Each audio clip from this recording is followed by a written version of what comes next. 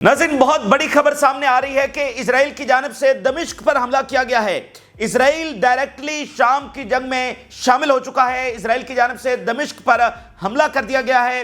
ये इंतहाई खतरनाक सूरत हाल, इंतहाई वोलेटाइल सूरत हाल और इलाकाई जंग की तरफ जाता हुआ मामला हमें यहाँ पर नजर आ रहा है। और इजराइल डायरेक्टली अब शाम की जंग में शामिल हो चुका है। ईरानी ऑफिशियल्स, ईरानी सोल्जर्स और उनके बाकी जो लोग हैं वो शाम में पहुंच रहे हैं। और खबरें इस वक्त ये सामने आ रही हैं कि इजराइल ईरान के इन ऑफिशियल्स को निशाना बनाने की इस वक्त तैयारी कर रहा है। और दूसरी तरफ अगर आप लेबनान में देखें तो वहां से खबरें सामने आ रही हैं कि सूरत हाल बहुत ज्यादा वहां पर नाजुक है। हिजबुल्लाह को कोई ट्रस्ट नहीं है, इजराइल के ऊपर कोई एग्रीमेंट यहां पर टिकता हुआ नजर नहीं आ रहा है। और वहां पर अब खबरें ये हैं कि इजराइल बेरूत के ऊपर भी हमले की तैयारी कर रहा है। और चूंकि इजराइल की फौजें अभी मुकम्मल तौर पर विड्रॉ नहीं हुई हैं तो हिजबुल्लाह को यह खतरा अपनी जगह पर मौजूद है कि अगर यहां से इजराइल, मतलब हम पीछे हट जाएं सीज फायर के मुताबिक और इजराइल अगर आगे बढ़ जाए तो फिर इसका जिम्मेदार कौन होगा? कौन इजराइल को कहेगा कि यहां से वापस निकलो? किसी को कोई ट्रस्ट नहीं है। वो लड़ाई अभी तक खत्म नहीं हुई है और ना वो खत्म होगी। और उसमें सबसे बड़ी बात यह है कि इजराइल अपनी डिफीट को तस्लीम करने वाला नहीं है। इबरतनाक शिकस्त इजराइल को वहां पर हुई है, उसकी डोमिनेंस चैलेंज हो चुकी है और इजराइल कायम ही नहीं रह सकता इस डिफीट के साथ। तो वो जरूर वहां पर जंग को आगे बढ़ाएगा, हिजबुल्लाह को खत्म करने के लिए जाएगा। वो खत्म कर सकता है या नहीं ये अलग डिबेट है। लेकिन लेबनान की जंग किसी भी वक्त फुल स्केल लेवल के ऊपर जैसे पहले चल रही थी उस तरह दोबारा शुरू हो सकती है। और फिर लेबनान की जंग होगी, फिर साथ शाम की जंग होगी। और इराक में इस वक्त हाई अलर्ट है। इराक में किसी भी वक्त सूरत हाल जंग की शक्ल इख्तियार कर सकती है।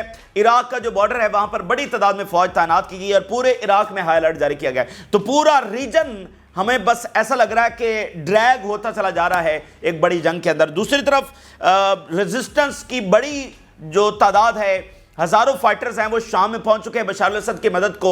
और उससे बशर अल-असद की जो आर्मी है उसको बहुत ज़्यादा सपोर्ट मिल रही है। बहुत सारे इलाके रिकैप्चर कर लिए गए हैं, दोबारा से कंट्रोल में कर लिए गए हैं। और अलीपो यानी हलब के गिर्द फौजें आगे से आगे बढ़ रही हैं। आउटस्कर्ट्स के अंदर जो टाउन्स हैं उनको कब्जे में लिया जा रहा है, उनकी सप्लाई को निशाना बनाया जा रहा है। और अब वो बहुत जल्द हलब शहर के अंदर एक बड़ी बैटल होने जा रही है। और बड़ी खबर यह है कि ये जो इजराइल और यूक्रेन और अमेरिकी हिमायती ग्रुप्स हैं इनके अंदर इख्तलाफात पैदा हो गए हैं, क्योंकि ये कोई एक ग्रुप तो नहीं था। इसमें यूक्रेनी भी हैं, इसमें दाइश के लोग भी आइडेंटिफाई हो चुके हैं, इसमें और बहुत सारी जो ग्रुप्स हैं वो शामिल थे। तो आपसी इख्तलाफात की वजह से उनकी लड़ाई बाकायदा हो गई है। कुछ इलाके वो खुद ही इवैक्यूएट करके भाग गए हैं। तो इस तरह उनकी जो पूरी लाइंस हैं वो कोलैप्स कर रही हैं। तो इससे भी उनको फायदा हो रहा है बशर अल-असद की फोर्सेस को। और फ्रांस और सऊदी अरब, एक तारीखी यहां पर खबर सामने आ रही है। स्ट्रेटेजिक पार्टनरशिप फ्रांस और सऊदी अरब के दरमियान हुई है। और आप देखिए कि सऊदी अरब जो अमेरिकी मुआहदे को छोड़कर फ्रांस को इन्वाइट करके उनके साथ ये स्ट्रेटेजिक पार्टनरशिप कर रहा है। और फ्रांस वो है, देखिए बुलाया किसको गया है? उस फ्रांस को जो कह रहा है कि हम इजराइल और अमेरिका से हटकर अपनी पॉलिसी बनाएंगे। तो ये एक पैरेलल डिफीट है जो इजराइल के साथ साथ जारी है। एक रीजनल और ग्लोबल ऑर्डर के अंदर तब्दीलियां आ रही हैं, अलायंसेस बदल रहे हैं। तो ये एक बड़ा तारीखी शिफ्ट है।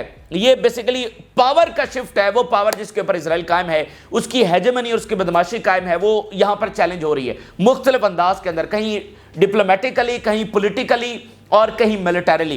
तो ये सारी बहुत बड़ी खबरें आ रही हैं, आपके साथ शेयर करेंगे। जिन लोगों ने चैनल को सब्सक्राइब नहीं किया उनसे रिक्वेस्ट करेंगे कि चैनल को जरूर सब्सक्राइब कर लें ताकि हर आने वाली वीडियो आप तक पहुंच सके। नाज़रीन, अब मेगा ब्रेकिंग न्यूज ये आ रही है कि इजराइल की जानिब से दमिश्क में एयर स्ट्राइक कर दी गई है और दमिश्क में बड़े धमाके जो है वो सुने गए हैं। अब ये सबसे ज्यादा नाजुक सूरत हाल है, सबसे ज्यादा एक्सप्लोसिव सूरत हाल है, सबसे ज्यादा वोलेटाइल सूरत हाल है कि अब इस हमले के साथ इजराइल शाम की जंग में भी शामिल हो चुका है।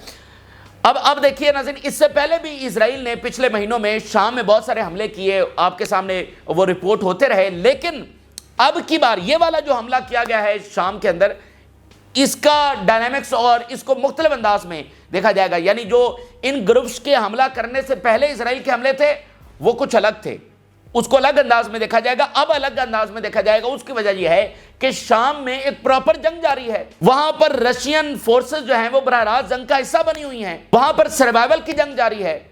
اور اس درمیان اٹیک کرنا دمشق کو، یعنی آپ اندازہ کریں کہ ادھر سے اسرائیلی حمایتی گروپس جو ہیں وہ دمشق کی طرف بڑھ رہے ہیں دمشق پر قبضہ کرنے کے لیے، اور ادھر سے اسرائیل دمشق کے اوپر حملہ کر رہا ہے اس کو کمزور کرنے کے لیے۔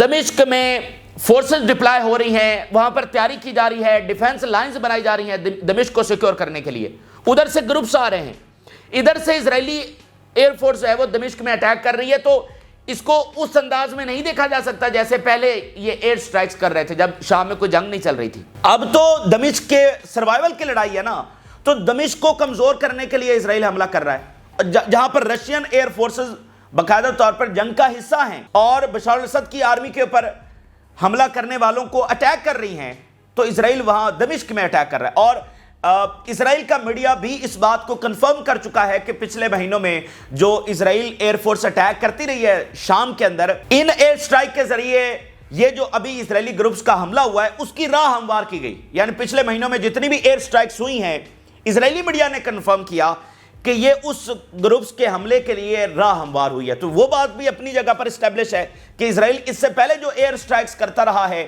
وہ بھی ان گروپس کے لیے کرتا رہا ہے، اور اب جب گروپس دمشق کی طرف بڑھ رہے ہیں اور سروائیول کی جنگ ہے تو اسرائیل دمشق پر حملہ کر رہا ہے، تو وہ جنگ کا براہ راست حصہ بن چکا ہے۔ وہ بشار الاسد کو کمزور کرنے کے لیے، دمشق کو کمزور کرنے کے لیے یہ حملہ کر رہا ہے، تو پھر اس کا سامنا بشار الاسد کے تمام اتحادیوں سے ہوگا۔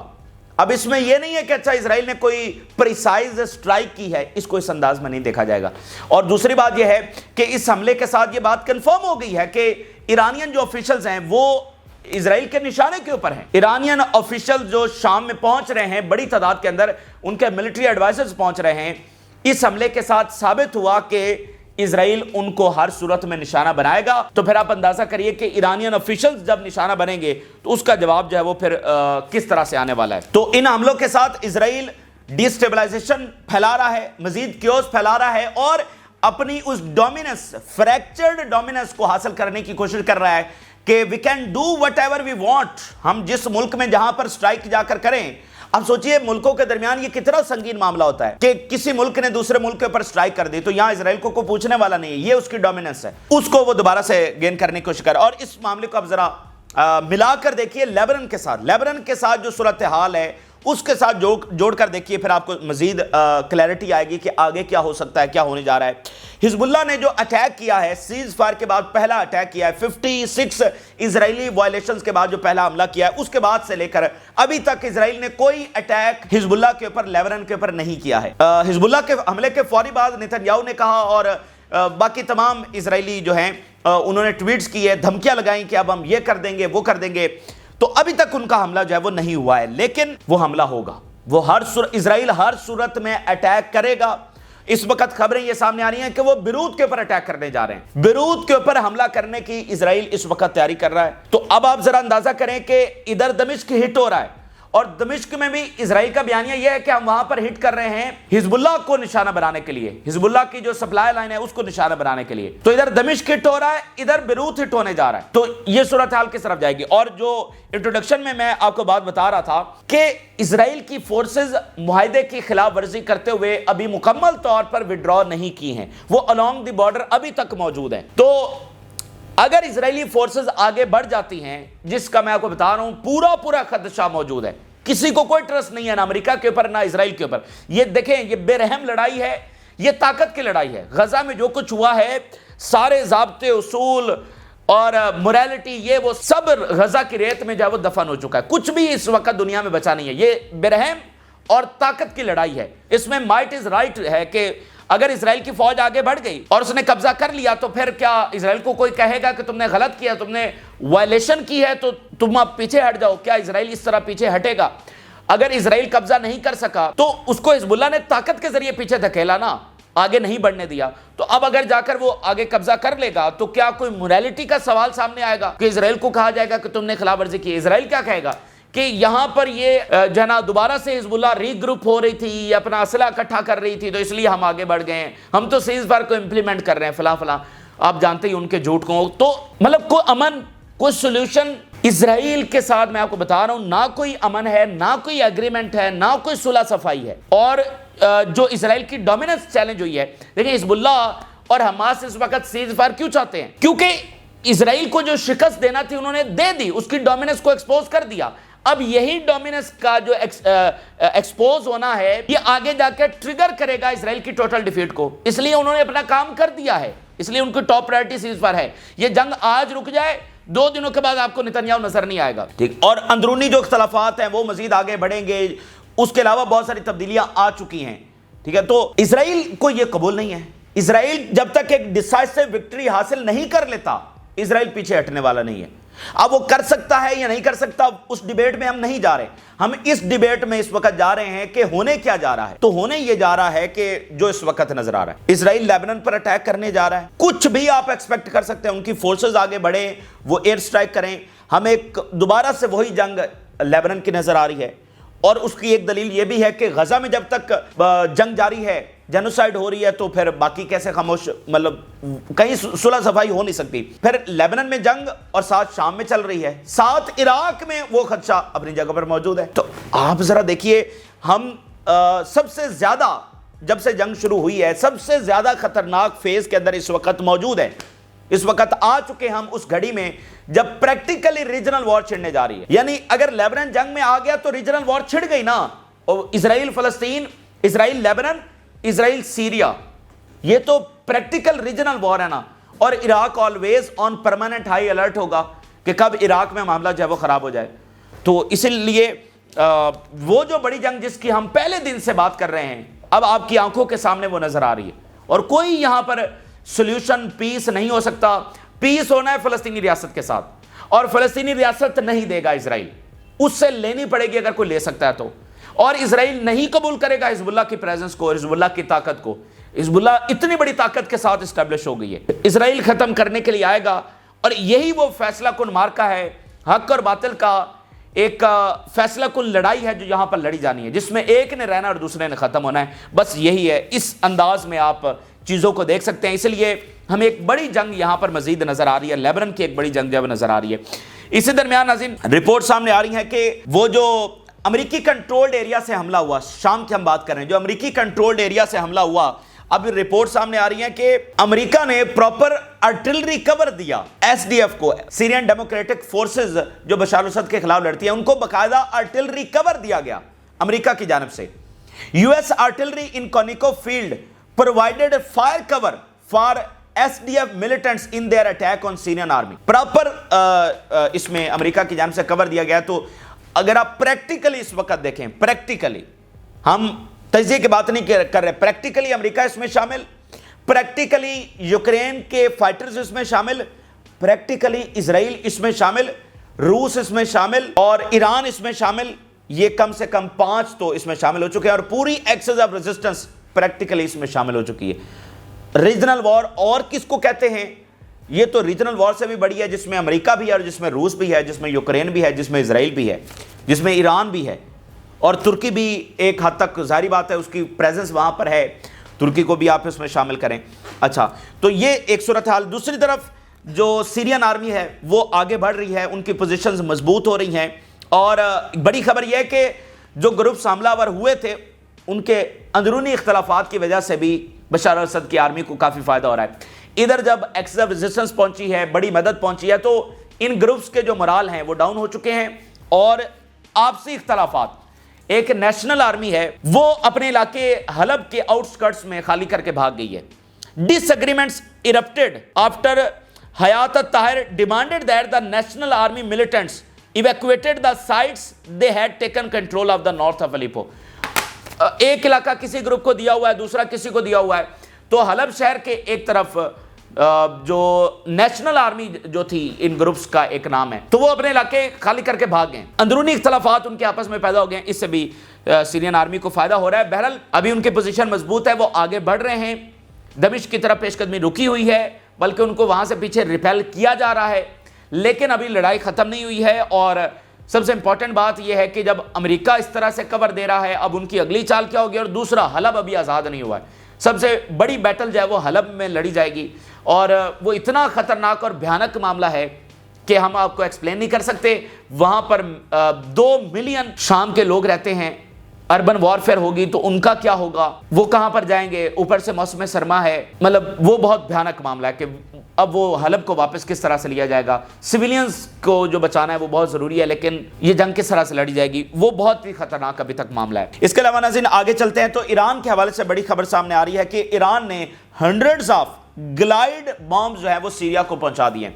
ایران بہت ساری ملٹری مدد اور اس کے فائٹرز اور اس کے کمانڈرز اور اس کے ایڈوائزرز وہ پہنچ رہے ہیں. شام ایسے ہی ہے جیسے ایران اپنی جنگ لڑ رہا ہے, یہ بالکل ایسا ہی ہے. تو آپ ہر چیز ایران سے ایکسپیکٹ کر سکتے ہیں, ایران کی نیشنل آرمی بھی یہاں پر ایکسپیکٹ کر سکتے ہیں. اگر صورتحال قابو میں نہ آئی تو اب بہت جلد جو ایران کی نیشنل آرمی ہے وہ شام میں دیکھیں گے لڑتی ہوئی. Syrian sources reported that Iran has delivered hundreds of glide bombs for Syria. اچھا, تو یہ یہاں پر صورتحال ہے. غزہ سے بڑی خبر سامنے آ رہی ہے.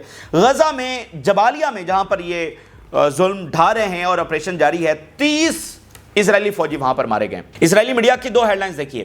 Hamas has not surrendered yet in Jabalia where it has continuously succeeded in tracking Israeli forces there. Hamas نے ابھی تک سرنڈر نہیں کیا ہے. About 30 Israeli soldiers were killed during the clashes in Jabalia. 30 اسرائیلی فوجی صرف جبالیہ کے اندر مزید مارے گئے ہیں. تو ریزسٹنس وہاں پر موجود ہے, وہ لڑ رہی ہے, آخری حد تک وہ بھی لڑیں گے. ان کا بھی یہ فیصلہ کن مارکا ہے کیونکہ اسرائیل غزہ کو چھوڑنے والا نہیں ہے, تو اس سے کوئی معاہدہ نہیں ہو سکتا. باوجود اس کے کہ معاہدہ ٹاپ پریارٹی ہے, باوجود اس کے کہ معاہدے کے لیے کوششیں جاری ہیں اور جاری رہیں گی, لیکن یہ نظر آ رہا ہے کہ ملٹری کے ذریعے, طاقت کے ذریعے جو لینا ہے, اس کے بغیر کوئی حل نہیں ہے. اچھا, اسی درمیان ناظرین جو بڑی خبر, فرانس اور سعودی عربیہ ان کا ایک غیر معمولی ایگریمنٹ طے پا گیا ہے. بہت بڑی ڈیولپمنٹس ہوئی ہیں. ایم بی ایس نے خود انوائٹ کیا صدر میکرون کو جو یہاں پر پہنچے ہیں. بہت زبردست ان کا یہاں پر استقبال کیا گیا. دیکھیں اس کو آپ کس طرح سے سمجھیں گے. ایک گلوبل آرڈر بدل رہا ہے, اور گلوبل آرڈر کیسے بدل رہا ہے, ریجن ٹو ریجن جو آرڈر بدل رہا ہے, اور سب سے امپورٹنٹ میٹر کرتا ہے کہ مڈل ایسٹ کا آرڈر کس طرح سے بدل رہا ہے. مڈل ایسٹ کس کے ساتھ کھڑا ہو رہا ہے, مڈل ایسٹ کیا پالیسی بنا رہا ہے. مڈل ایسٹ کی جو پالیسی بنتی ہے وہ اسرائیل بناتا ہے. اسرائیل بتائے گا کون سا ملک مضبوط ہوگا, کون سا کمزور ہوگا, کس کی اکانومی کیسے چلے گی, کس کے ساتھ کیا کرنا ہے, کون سا ملک آئسولیشن میں جائے گا, کس پر سینکشنز لگیں گی, یہ اسرائیل بتاتا ہے. اور اسرائیل اس لیے کیونکہ یورپ اس ملک کے ساتھ نہیں تعلقات بنائے گا جس کے ساتھ اسرائیل نہیں چاہے گا. تو یہ اسرائیل کی پاور ہے. آپ جو مرضی کر لیں, آپ کہیں کہ ہمیں $100 ملین نہیں, ایک جنگی طیارہ جو ہے وہ $200 ملین کا دے دو, اگر 100 اس کی قیمت ہے تو آپ کہیں ہم $200 ملین دیتے ہیں, پھر بھی آپ کو نہیں ملے گا کیونکہ اسرائیل نہیں چاہتا. آپ کے تعلقات اسرائیل کے ساتھ اچھے نہیں ہیں. یہی اس کی پاور ہے. تو ملکوں کو سرنڈر کرنا پڑتا ہے اسرائیل کے سامنے, جھکنا پڑتا ہے, اس کی بات ماننی پڑتی ہے. اور ایران جیسے ممالک جو نہیں جھکتے ان کو سینکشنز کا سامنا کرنا پڑتا ہے, ان کو دہشت گرد کہا جاتا ہے, اور وہ سارے وہ ظلم جو ہے وہ برداشت کرتے ہیں, ساری انٹیمیڈیشن اور دھمکیاں سارا کچھ وہ برداشت کرتے ہیں. لیکن ہر کوئی ایران تو نہیں ہو سکتا, تو یہ ان کی پاور ہے. لیکن اب یہاں پر کیا ہو رہا ہے, اب یہ سارا آرڈر بدل رہا ہے. اسرائیل کی ایک پیرالل ڈیفیٹ ہے جو جاری ہے, وہ اس آرڈر کی بنیاد کے اوپر ہے. دیکھیں اسرائیل کی یہ کتنی بڑی پاور ہے کہ وہ یورپ جس چاہے گا, مطلب اسرائیل چاہے گا تو یورپ کے ساتھ آپ معاہدہ کر سکتے ہیں, وغیرہ نہیں کر سکتے. اس سے بڑی اور پاور کیا ہوگی. تو ایک پیرالل ڈیفیٹ ہے, ایک آن گراؤنڈ ڈیفیٹ ہے, ایک یہ پیرالل ڈیفیٹ ہے جو مختلف لیولز کے اوپر ہو رہی ہے. یہ جو الائنسز شفٹ ہو رہے ہیں, ٹھیک ہے, ملک آپس میں انگیج کر رہے ہیں اسرائیل کو سائیڈ کے اوپر رکھتے ہوئے. تو سعودی عرب نے اتنا بڑا ایک اناؤنس کیا کہ اب وہ یو ایس کے ساتھ کوئی پیکٹ نہیں کرے گا کیونکہ فلسطینی ریاست نہیں بن رہی ہے, ہمارا معاہدہ مشروط ہے فلسطین کے ساتھ. یہ ایک اتنا بڑا مطلب تاریخی یہ وہاں سے اناؤنسمنٹ آئی, اور وہ کیوں آئی ہم اس میں نہیں جا رہے کہ اب کسی کے پاس کوئی جواز نہیں بچا ہے. اس کے بعد سعودی عرب کیا کرتا ہے, وہ میکرون کو بلاتا ہے. اور میکرون کو کیوں بلایا گیا یورپ میں, میکرون وہ ہے جو یورپ کا نیا لیڈر ہے, یعنی فرانس یورپ کا نیا لیڈر ہے, اور فرانس یہ کہہ رہا ہے کہ ہم تو اسرائیل اور امریکہ سے ہٹ کر اپنی پالیسی بنائیں گے, اب ہم اپنی policy with reference to Israel نہیں بنائیں گے. اور پھر ایک یورپ اور مڈل ایسٹ کا سمٹ بھی آپس میں ہوا, گلف سٹیٹس کے ساتھ یورپین سمٹ ہوا تاریخ میں پہلی بار, مطلب یورپ الگ سے انگیج کیا. اور اب میکرون, اور آ کر ادھر سعودی عرب امریکہ کا سب سے بڑا اتحادی, وہ امریکہ سے معاہدہ نہیں کر رہا, اس فرانس کے ساتھ کر رہا ہے جو کہ کہہ رہا ہے کہ ہم تو الگ بنائیں گے. اور وہ اسٹریٹجک جو پارٹنرشپ ہے وہ یہاں پر سائن ہو گئی ہے, یعنی دفاع سے متعلق. اب سعودیہ کی قومی سلامتی فرانس کے لیے ضروری ہے اور فرانس کی سعودیہ کے لیے. تو یہ غیر معمولی چیزیں ہیں جو ہمیں یہاں پر دیکھنے کو مل رہی ہیں. ایک طرف سعودی عرب شفٹ کر رہا ہے towards Russia, China and Iran, اور دوسری طرف یہ اتنی بڑی تبدیلی آ رہی ہے. اور ذرا آخر میں دیکھیے, مزید क्या होने जा रहा है, ट्रंप किस तरह से इस गिरते हुए एम्पायर का आखिरी ज़रब साबित करने जा रहा है खुद। मैं सिर्फ एक बात आपके सामने रखता हूं, फिर इसको वाइंड अप करते हैं। अभी बड़ी इंटरेस्टिंग चीजें सामने आ रही हैं और दुनिया ना ट्रांजिशन पीरियड के अंदर एक लंबी जंग है जिसके कई पहलू हैं और उसमें इजराइल का फैसला होना है। अगर अमेरिका जीता तो इजराइल जीता, अगर दूसरी साइड जीत गई तो इजराइल कायम ही इसी बुनियाद के ऊपर है। इजराइल ने पहले दिन से अपने आप को सुलह सफाई के ऊपर तो कायम नहीं रखा, अपनी ताकत के बलबूते के ऊपर कायम रखा। तो अगर ताकत चैलेंज हो गई अमेरिकी एम्पायर की तो फिर इजराइल कायम नहीं रह सकता, क्योंकि उसने किसी के साथ चलना छोड़ा ही नहीं है। अच्छा, अब जरा आप देखिए ट्रंप ने क्या किया है। ट्रंप ने अभी कनाडा के साथ फड्डा बन गया और पूरी दुनिया के मीडिया की ये टॉप खबर है जो अभी आपके साथ शेयर कर रहे हैं। ट्रंप ने कनाडा के जो प्राइम मिनिस्टर हैं, कॉल हुई है। दरअसल ट्रंप ने अनाउंस किया था कि वो मैक्सिको और कनाडा के ऊपर टैरिफ लगाने जा रहा है, जिसके ऊपर मैक्सिको ने भी बहुत एतराज किया, कनाडा ने भी बहुत एतराज किया और मैक्सिको ने तो बाकायदा चाइना को इनवाइट कर लिया कि आप यहां पर आएं। और जो यूरोप है उसकी बहुत सारी इंडस्ट्री मैक्सिको में लगी हुई है ताकि वो फिर वहां से आसानी से अमेरिका में अपनी चीजें जो है वो एक्सपोर्ट करते हैं। तो मिसाल के तौर पे अगर कोई जर्मन ब्रांड है तो उसकी फैक्ट्री कहां लगी हुई है? मैक्सिको में। कोई फ्रांस का है, कोई बाकी यूरोपियन यूके का है, उनकी फैक्ट्रीज मैक्सिको में लगी हुई।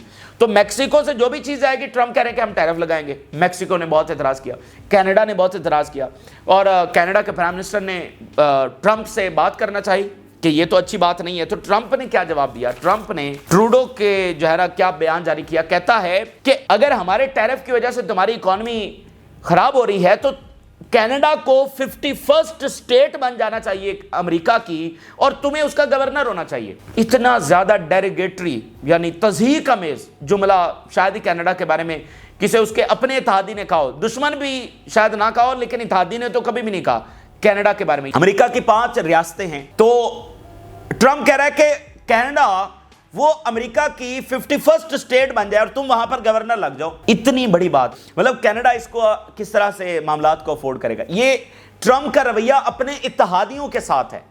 ट्रंप का रवैया अपने इत्तेहादियों के साथ है जो बातचीत के लिए उसको फोन कर रहे हैं कि आप नरमी करें, ये करें, वो करें। वो उसको कह रहा है कि तुम्हारा मुल्क ही क्या है, वो तो हमारी एक रियासत बन जाए। मतलब इससे ज्यादा कोई डेरोगेटरी रिमार्क्स हो नहीं सकते कनाडा के बारे में। तो अब आप देखिए कि दुनिया शिफ्ट हो रही है और ट्रंप साहब आकर मजीद सख्ती करने जा रहे हैं। अब रशिया की क्या स्टेटमेंट सामने आई है? रशिया ने कहा है कि जो ब्रिक्स के हवाले से इसने 100% टैरिफ लगाने का ऐलान किया, तो रशिया ने कहा कि ये बैकफायर करेगा, ये थ्रेट जो है वो बैकफायर करेगा। तो ऑलरेडी अमेरिका का डिक्लाइन, ऊपर से ट्रंप आकर जो सख्तियां करने वाला है, उससे क्या दुनिया झुक जाएगी? बल्कि दुनिया दूसरी तरफ देखेगी। अब यूरोपियन बहुत सारे मालिक हैं जो चाइना के साथ मुआहदे कर रहे हैं। जर्मन की फॉरेन मिनिस्टर चाइना में पहुंची हुई हैं और वहां पर डील साइन कर रही है।